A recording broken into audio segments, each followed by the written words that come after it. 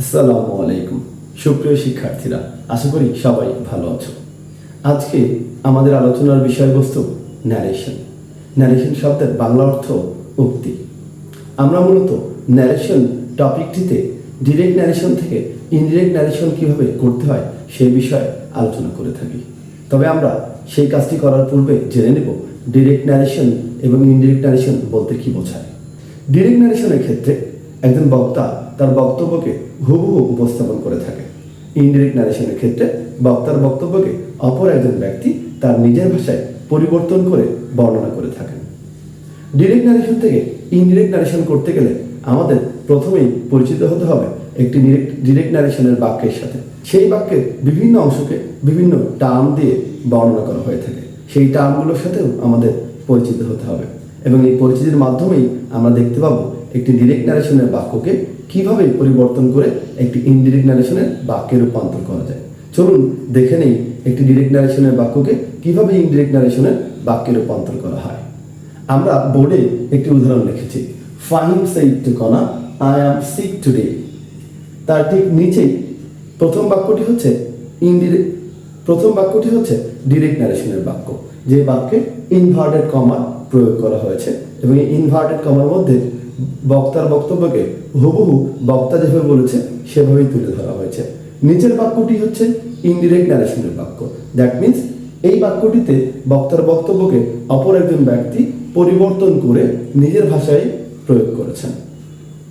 আমরা যদি দেখি ওপরের যে বাক্যটা রয়েছে সেই বাক্যের প্রত্যেকটা অংশকে আমরা কোন টার্ম দিয়ে বর্ণনা করব। প্রথম যে অংশটি আমরা দেখছি, ফাইন said to Kona, এই অংশটিকে বলা হয় রিপোর্টিং স্পিচ এবং ইনভার্টেড কমার মধ্যে যে অংশটি রয়েছে তাকে বলা হয় রিপোর্টেড স্পিচ। রিপোর্টিং স্পিচের মধ্যে রয়েছে সাবজেক্ট, অবজেক্ট এবং রিপোর্টিং ভার্ব। এবং রিপোর্টেড স্পিচের মধ্যে একটি বাক্য রয়েছে যে বাক্যের পার্সনের প্রয়োগ করা হয়েছে, টেন্সের প্রয়োগ রয়েছে এবং কিছু শব্দ রয়েছে। এখন আমরা নিচের যদি বাক্যটি দেখি ইনডিরেক্ট ন্যারেশনের ক্ষেত্রে, তাহলে পরিবর্তনগুলো আমাদের পরিলক্ষিত হবে।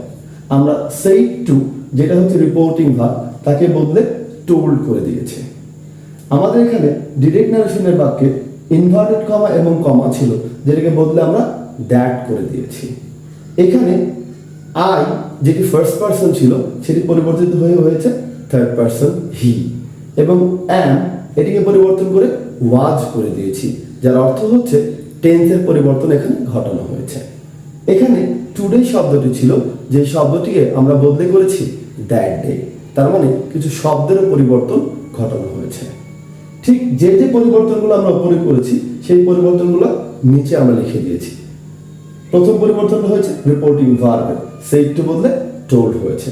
দ্বিতীয় পরিবর্তনটি হচ্ছে ইনভার্টেড কমা বদলে আমরা দ্যাট করেছি।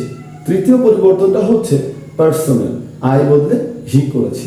চতুর্থ পরিবর্তনটা হচ্ছে টেন্সের, অ্যাম বদলে ওয়াজ করা হয়েছে। এবং লাস্ট পরিবর্তন হচ্ছে টুডেকে বদলে দ্যাট ডে করা হয়েছে। দ্যাট মিনস সুনির্দিষ্ট কিছু শব্দের পরিবর্তন।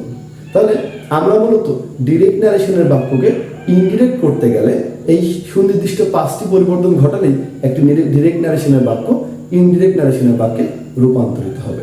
তবে মনে রাখতে হবে প্রত্যেকটা পরিবর্তনের ক্ষেত্রেই সুনির্দিষ্ট কিছু নিয়ম ফলো করে সেই পরিবর্তনগুলো ঘটাতে হবে।